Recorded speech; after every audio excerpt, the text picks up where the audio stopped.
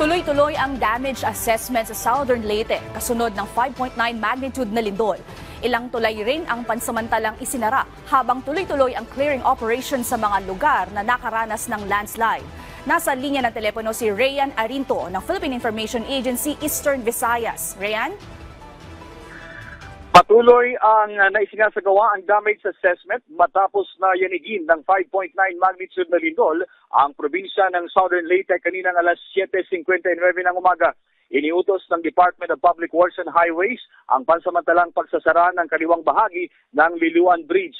Nagpadala na rin ng mga heavy equipment ang Southern Leyte 2nd Engineering District upang tanggalin ang mga nakahambalang na malalaking bato at lupang tumabon sa ilang kalsada dulot ng landslide. Ayon sa Office of Civil Defense, walang naiulat na namatay, subalit may ilang mga estudyante sa bayan ng San Francisco ang isinugod sa local health center dahil sa panic attack.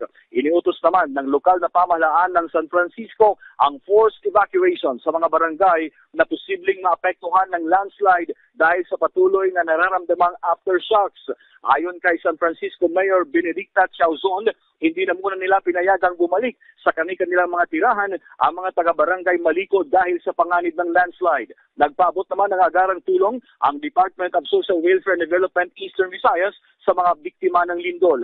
Ayon kay Regional Director Grace Subong, 118,576 family food packs at 34,502 non-food relief items ang on-standby sa iba't ibang strategic locations sa rehiyon, kasama na rito ang Southern Leyte.